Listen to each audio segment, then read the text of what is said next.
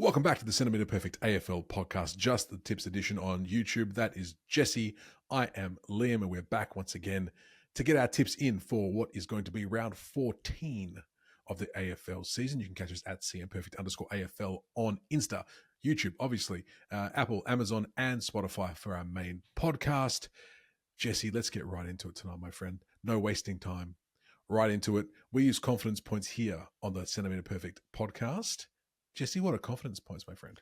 Confidence points are our way of assigning a weighting to our level of belief in our tips for the season. So the team we are most confident in winning this week will be assigned 7 points. That is corresponding to the number of games in the round. Lowest gets 1. Whoever... Sorry, I have the Apple computer. It does weird things like that. I'm sorry. I didn't mean to. You just cut me off in the middle of my confidence points. I didn't cut you off. The balloons did.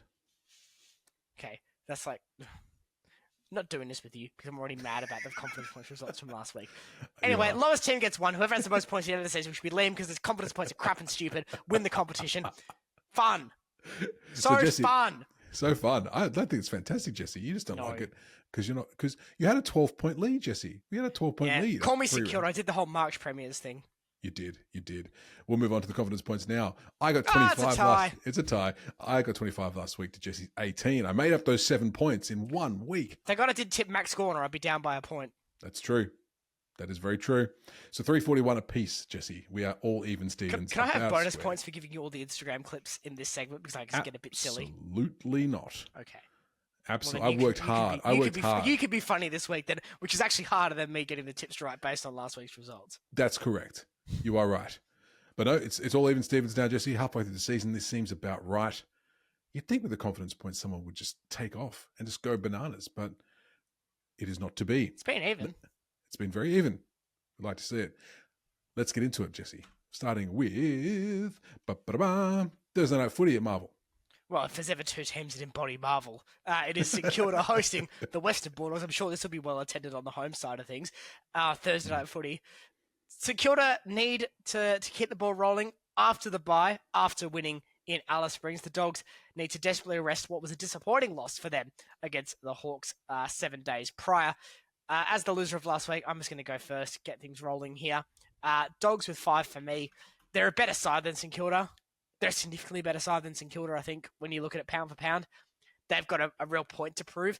And St Kilda coming off the bye as well, potentially a bit of rust there. And we have seen that be an issue for some teams this week in football. So heading into next week, a little bit unsure that St Kilda have the grit to get over that regardless. So the Dogs need to win, but this could really spell trouble for the Dogs if they do lose this game. 3 losses in a row in a finals race of 9 could potentially open the door for it to be a finals race of 10 if things continue to spiral for them and others. But Liam, could the Saints potentially make their case, join the Dogs on 6 wins and see where they can go from there?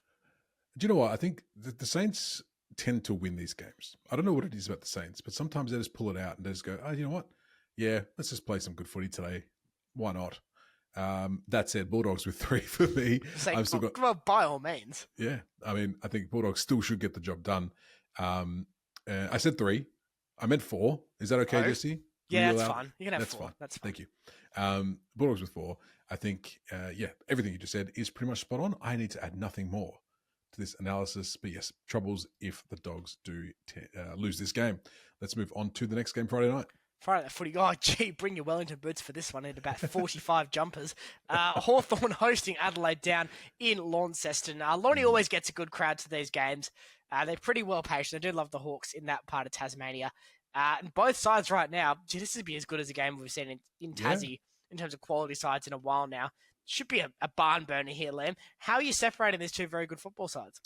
It's going to be very hard to do, Jesse. I think Hawks, if the Hawks went down again, I think it would have been a bit easier to choose this. But this is not an easy game to choose by any stretch. Obviously in Lonnie, Hawks play pretty well in Lonnie. They're a good team. The Crows are a very good team themselves. But there's something about the Crows this season that I'm just really liking. And this was Hawks last year for us, obviously with our fun Hawthorn win dance that we do so very well every week. I am denied about this one very, very strongly. I've gone the Crows with 3, ultimately. I think it's going to be a close contest. I think it's going to be a good contest, which usually means that this is going to be an absolute blowout for one of the teams. That's just how it's gone this year. Jesse, what are your thoughts? Yam Crows with 2. Ooh. I'm nervous though, Yeah. and this is a coin toss 1 point a game just for any other week. Mhm. But it's good when it's the good sides in these type of coin toss games because you want this. You want these good teams. You don't want Carlton Essendon to be a coin toss. You want these good sides to be going hammer and tong on each other. I'm very wary that Adelaide haven't travelled well. They lost to the Suns, lost to Fremantle. That's probably the better barometer in terms of travel if you're not winning here. That being said, though, it's a relatively short trip. It's an hour flight. Yeah. To Lonnie. They're also in excellent form too, and they've got every reason to be confident after the way they beat Brisbane last week. I think they can get the job done. Too right. Let's move on to the next game.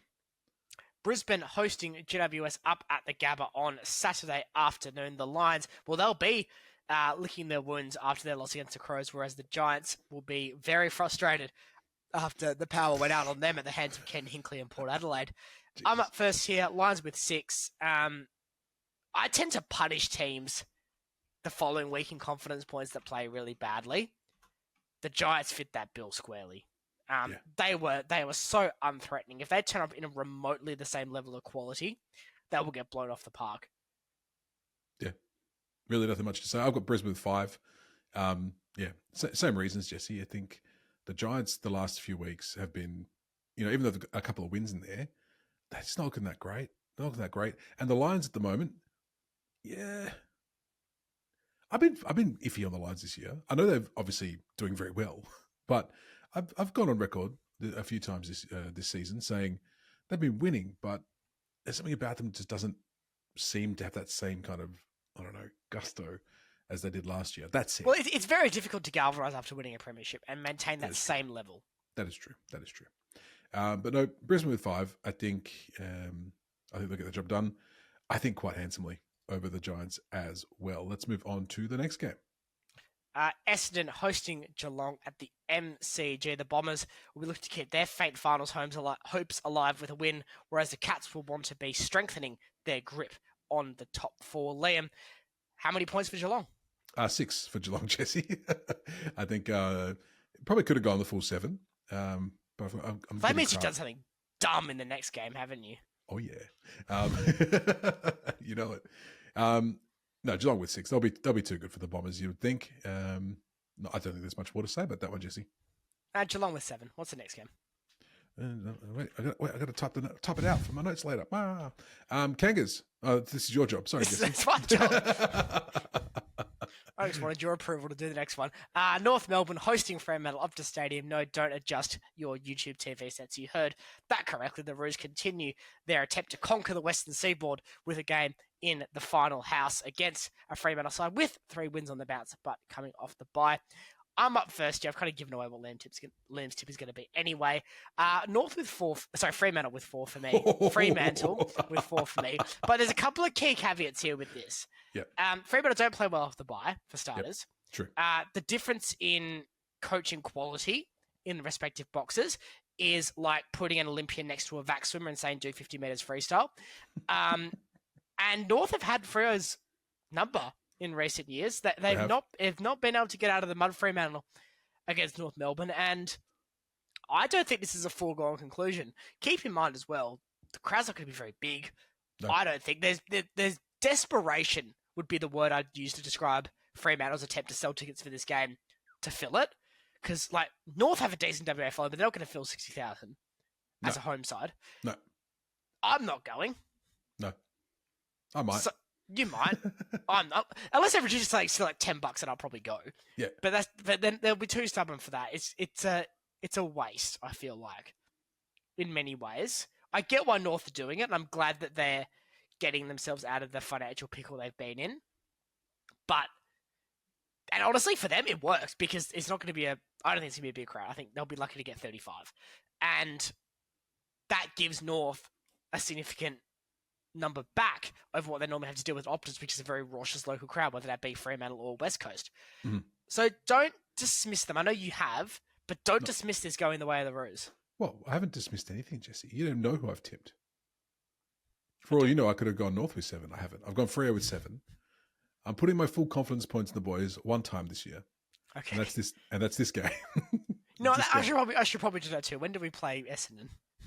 Next week. Next Oh, week. now I've committed to it. Damn it. Thursday night footy next week. Yeah.